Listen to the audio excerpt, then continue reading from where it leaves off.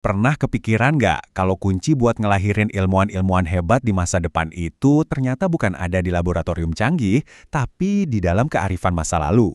Nah, hari ini kita bakal bedah tuntas gimana filsafat timur bisa loh merevolusi cara kita ngajar dan mandang sains.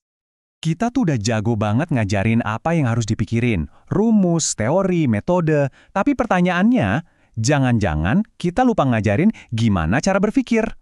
Gimana caranya jadi ilmuwan yang punya kompas moral, punya tujuan, dan yang paling penting, punya rasa tanggung jawab yang dalam banget sama dunia ini.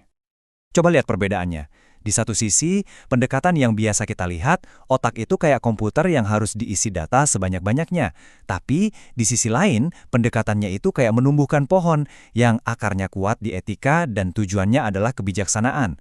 Beda banget kan antara sekedar nyetak teknisi sama menumbuhkan seorang pemikir sejati?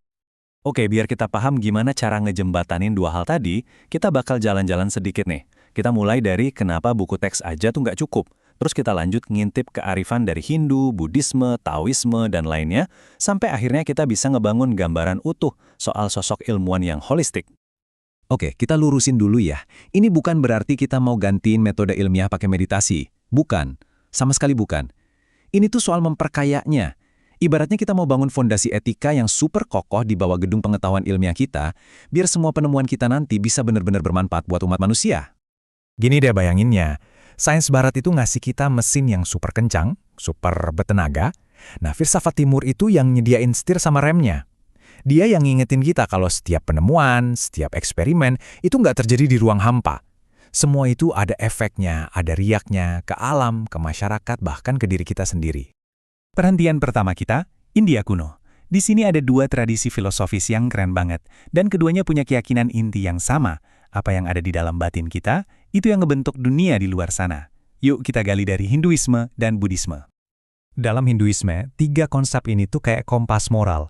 Dharma itu bukan sekedar daftar tugas, tapi panggilan etis seorang ilmuwan buat nyari kebenaran secara jujur.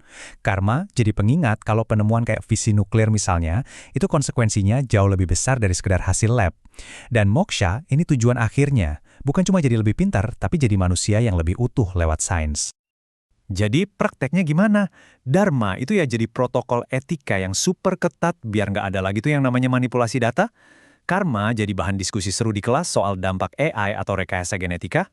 Terus moksha, itu adalah integritas yang nggak bisa ditawar-tawar dari seorang ilmuwan yang ogah ngambil jalan pintas meskipun nggak ada siapa-siapa yang ngeliat. Sekarang kita pindah ke Buddhisme. Di sini kita nggak nemu aturan kaku, tapi justru seperangkat alat buat ngasah pikiran. Perjangnya itu ibarat kaca pembesar kebijaksanaan, biar kita bisa lihat data apa adanya tanpa bias. Shila itu kompas moralnya yang ngejaga kita tetap di jalur yang benar. Dan samadhi, wah, itu dia fokus setajam laser yang dibutuhin buat mecahin masalah ilmiah serumit apapun. Ini alurnya keren banget loh. Semua berawal dari prajna, pengamatan yang jernih. Pengamatan yang jernih ini, kalau digabungin sama Shila alias integritas, bakal mastiin temuan kita itu benar dan jujur. Nah, terakhir, samadhi ngasih kita kekuatan mental buat terus tekun neliti sampai tuntas. Ini benar-benar siklus penemuan yang beretika. Oke, dari dalam diri, sekarang kita gerak keluar, kita lihat gimana hubungan kita sama dunia di sekitar kita. Di Tiongkok, ada Taoisme dan Konfusianisme yang nawarin dua cara pandang keren banget soal gimana caranya nemuin harmoni dan keteraturan. Taoisme itu ngajarin kita buat jadi kayak air, mengalir ngikutin rintangan, bukan malah nabrakin diri. Wu Wei itu soal gimana kita ngamatin dulu sebuah ekosistem sebelum ikut campur, pahami dulu sistemnya sebelum diubah-ubah. Terus ada Yin Yang, pengingat abadi kalau dalam sains itu teori dan praktek, gagal dan sukses itu ya satu paket, dua sisi dari koin yang sama. Jadi, buang jauh-jauh deh kelas yang isinya cuma hafalan mati. Bayangin sebaliknya, sebuah laboratorium yang hidup karena rasa penasaran, di mana murid-murid didorong buat eksplorasi, buat salah, dan belajar langsung dari pengalaman. Nah, itulah keseimbangan yin-yang antara teori di buku dan penemuan di lapangan. Nah, kalau Taoisme cari harmoni sama alam, Konfusianisme ini fokusnya ke harmoni di masyarakat. Ren, atau kebaikan hati, itu yang mendorong kolaborasi, bukan kompetisi saling sikut dalam riset. Li, itu yang nyediain strukturnya, kayak protokol keselamatan di lab atau proses peer review yang kita patuhi. Dan Xiao, rasa hormat, itu yang ngebangun budaya di mana ilmu terus diwariskan dan dikembangkan dari satu generasi ilmuwan ke generasi berikutnya. Perjalanan kita sekarang melompat ke zaman keemasan Islam.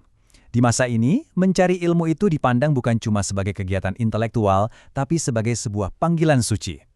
Ini nih, yang benar-benar ngubah cara pandang. Dalam filsafat Islam, sains itu bukan lagi soal nyari pamor atau keuntungan.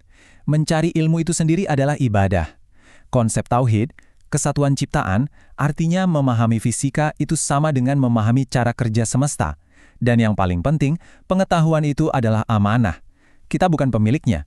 Kita ini penjaganya, yang punya tanggung jawab buat gunain ilmu itu demi kebaikan semua. Wah, kita udah jalan-jalan jauh nih, lintas benua, lintas zaman.